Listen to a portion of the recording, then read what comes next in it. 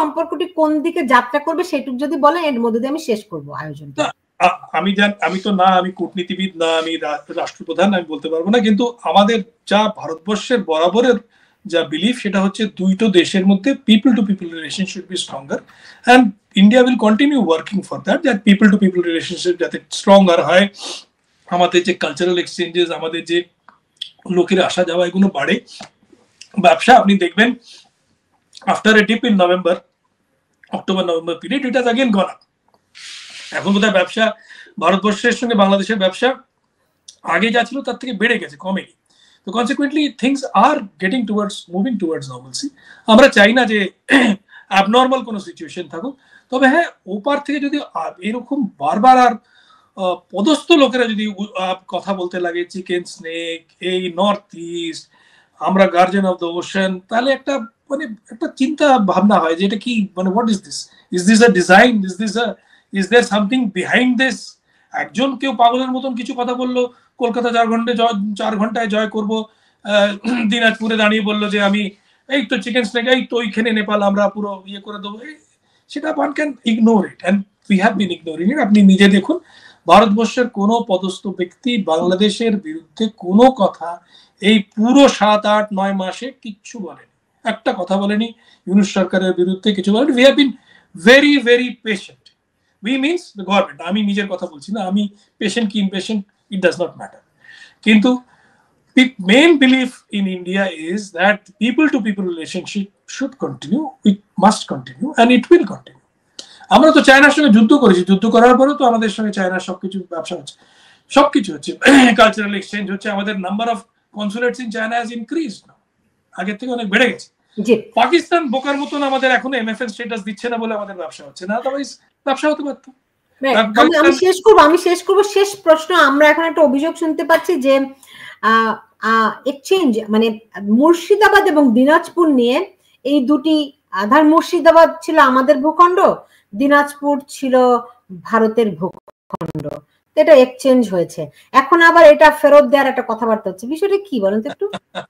আমার কোনো আইডিয়া নেই। বর্ডারস আর স্যাক্রোসাইন্ট, একবার আমরা বর্ডারে যার সই করে নিয়েছি, উই আর নট চেঞ্জ। আমরা তো যদি আমরা বর্ডার চেঞ্জ করতে যাইতাম 71-এ করতে পারতাম, 65-তে করতে পারতাম। 65-তে তো যুদ্ধটা পুরো ওয়েস্টার্ন ফ্রন্টে হলো, আপনাদের এখানে তো সৈনিকই ছিল না, 10,000 সৈনিক ছিল। We could have walked over East Pakistan, we did not do it, we had no intentions of do. এমনকি যে ছিটমহল গুলো পর্যন্ত আমরা নিয়ে নিইনি, আমরা তো ছিটমহল গুলোকে গায়েব করে দিতে পারতাম, করিনি। So that these are all মন গড়ন, কে বলছে, কে ভাবছে, কেন ভাবছে জানি না।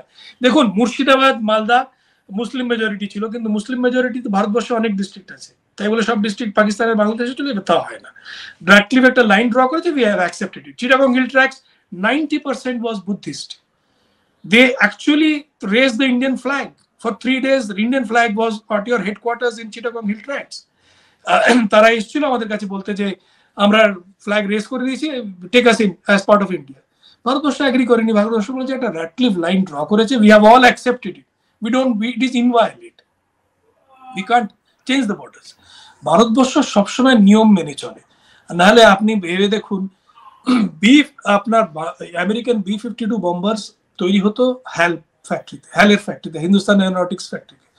আমরা কোনোদিন সেটা ডুপ্লিকেট করে আর একটা প্লেন বানাবার চেষ্টা করিনি। বাকি যে দেশে B-52 ফ্যাক্টরি বসিয়েছিল, সেই দেশে তার ডুপ্লিকেট বানিয়ে অন্য রকমের প্লেন বানিয়ে তারা রোজগার করেছে, আমরা কোনোদিন করিনি। আমরা IPR রুলস এই জন্য ভায়োলেট করি না, আমরা বর্ডার্স যেগুলো আমরা অ্যাকসেপ্ট করেছি সেগুলো ভায়োলেট করি না। আপনি আমাকে একটা দিয়ে দিন যেখানে আমরা করেছি। জি, শেষ করছি দাদা। পরবর্তী বৈঠক কি হবে, কিংবা প্রধান উপদেষ্টা নরেন্দ্র মোদীকে বাংলাদেশ সফরের আহ্বান জানিয়েছেন কিনা, এই বিষয়ে কোনো আমাদেরকে একটা ধারণা দিতেন? আমি সত্যি কথা বলতে জানি না যে আহ্বান জানিয়েছেন কিনা। আহ্বান জানালে পরেও এরকম যদি মানে বাংলাদেশে যদি এরকম কেওস চলতে থাকে, তো naturally it is very difficult for any head of state to visit that country. যতক্ষণ না শান্তি আসছে বাংলাদেশে, যতক্ষণ না কিছু ডেমোক্রেটিক অগ্রসর হবে ডেমোক্রেসির দিকে, তাহলে কি করে, how do expect neighbours to come and visit you? Head of state আপনি নিজে খেয়াল করুন যে ইউনূস সরকার আসার পরে কটা হেড অফ স্টেট বা head of government Bangladesh visit করেছে? পূর্ব তৈমুর এসেছে, আর কি এসছে? হ্যাঁ, আপনারা যদি পাকিস্তানের ইয়েকে ডাকেন তাহলে সে হয়তো চলে আসতে পারে। আর শেখ হাসিনাকে কবে নাগাদ বাংলাদেশে মানুষ দেখতে পাবে? সেটা শেখ হাসিনা ঠিক করবেন, সেটা তো আমরা ঠিক করতে পারবো না। সেটা বাংলাদেশের মানুষ এবং শেখ হাসিনা ঠিক করবেন। এখন শেখ হাসিনা তো বলেন তিনি টুপ করে যে কোনো দিন চলে আসতে পারেন, খুব তাড়াতাড়ি আসতে পারেন। আর এই ভিডিওটা আমিও দেখেছি, কিন্তু ভিডিওটা ডক্টর কিনা সেটা বুঝতে পারিনি আমি। আমার মনে হয় Sheikh Hasina is a very seasoned politician. আমার মনে হয় না এরকম বক্তব্য তিনি রাখবেন। আজকাল তো আমার মুখ দিয়ে আপনি আমার গলা দিয়ে যে কোনো জিনিস বলে দিতে পারেন। আপনি জানেন এআই এর এত সুন্দর সুন্দর সফটওয়্যার আছে, it's really a pleasure using those tools.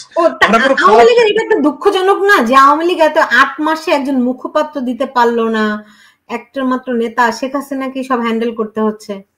Lung of leadership পর্যন্ত অ্যারেস্ট করে বসে রেখেছে। যে আপনি বলুন যে স্পিকার আপনাদের যে ছিলেন ভদ্রমহিলা শর্মিন চৌধুরী, বোধহয় নাম, শিরিন শর্মিন চৌধুরী। হ্যাঁ, সে আমার একবার দেখা করেছিলাম ভদ্রমহিলার সঙ্গে। Such a decent lady. ওনার এগেন্সে কি অভিযোগ? কেন ওনাকে কেন পিছনে লেগে রয়েছে? What is the reason? There will be no proof of nothing against any of these people. They are in the jail. You should release them. আরে ইংরেজরা পর্যন্ত পলিটিক্যাল লিডারশিপকে ছেড়ে দিত বিফোর এন ইলেকশন। হ্যাঁ, তখন তো স্বদেশী জোশ ছিল, সবই সম্ভব ছিল। এখন তো স্বদেশী নাই। এনিওয়ে, জয়ন্ত রায় চৌধুরী আপনাকে ইংরেজদের সবচেয়ে বেশি যদি কেউ মানে ভারতবর্ষে পুরো ভারতের সাবকন্টিনেন্ট নিয়ে নিন আপনি, মানে পাকিস্তান, বাংলাদেশ, ভারতবর্ষ মিলিয়ে যদি কোনো লিডার যদি ইংরেজদের সবচেয়ে বেশি অপোজ করেছে এবং ভায়োলেন্টলি অপোজ করেছে, সেটা হচ্ছে সুভাষচন্দ্র বোস। আমি বলি সুভাষচন্দ্র বসু বলি না, আমি বলি আমরা বাঙালিরা স্বদেশী আন্দোলনে আমরা বাঙালিরা যে পরিমাণ ভূমিকা করেছে। আপনি আন্দামান নিকোবর আইল্যান্ডে ভারতবর্ষকে স্বাধীন করেছে বাঙালিরা। না, আই অ্যাকসেপ্ট ইট। আমি তো বলছি যে আপনি যদি আন্দামান নিকোবর আইল্যান্ডে যাবেন, পোর্ট ব্লেয়ারের যে প্রিজনটা, যেখানটা আমাদের মানে যেটা আমাদের জন্য পীঠস্থল, আমরা সেখানে যাই পুজো করতে, যে আমাদের এরা মুক্তি দিয়েছিল, সেখানে list of those who died, those who lived in those cells থাকবে। আপনি ডিস্ট্রিক্ট দেখবেন বরিশাল, আপনি ডিস্ট্রিক্ট দেখবেন ঢাকা, ওকে, আপনি ডিস্ট্রিক্ট দেখবেন ফরিদপুর। তো দে আর দেয়ার। কিন্তু যেটা সুভাষচন্দ্র বোসের কথা বলছি, সুভাষচন্দ্র বোস তাকে এতটা অত্যাচার করেছিল। মান্ডালেতে একটা জেলে রেখেছিল যেখানে নিচে দিয়ে সুয়ার গটার যেত, তোমার টিবি হয়ে গেছিল, খাবার দাবার ভালো করে দেয়নি, যত রকমের অত্যাচার করা যায় করেছিল। তাকেও কিন্তু ছেড়েছিল ইংরেজরা। আপনারা কি মানে অল কাইন্ডস অফ খুন এইসব অজুহাত দিয়ে ধরে রেখে দিয়ে বসে রয়েছেন। সাংবাদিকরা পালিয়ে আমেরিকায় বসে আছে। মানে what is the charges? I don't understand. This is a funny situation. True. জানি না কবে এখান থেকে উত্তরণ ঘটবে। শান্তিতে নোবেল বিজয়ী ডক্টর মোহাম্মদ ইউনূস যখন দায়িত্বে, তখন এরকম অশান্তিপূর্ণ পরিস্থিতি কেউই আশা করে না। দেখা যাক কি হয়। জয়ন্ত রায় চৌধুরী, আপনাকে অনেক ধন্যবাদ জানাচ্ছি আমার সঙ্গে আজকে যুক্ত হওয়ার জন্য। আপনি ভালো থাকবেন। দর্শক, এই ছিল আমার আজকের আয়োজনে।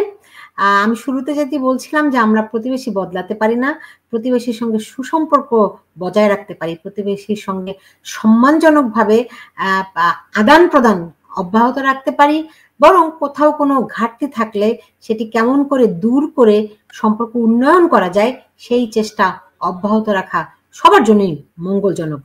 বাংলাদেশ এবং ভারতবর্ষ দ্রুত বিষয়টি অনুধাবন করবে এবং যেসব অমীমাংসিত বিষয় রয়েছে কিংবা যেসব বিষয় নিয়ে দুই দেশের মধ্যে ভুল বোঝাবুঝি রয়েছে সেগুলো দ্রুত কেটে যাবে, সেই প্রত্যাশা রেখে আজকে বিদায় নিচ্ছি। আপনারা যে যেখানে আছেন সবাই ভালো থাকুন।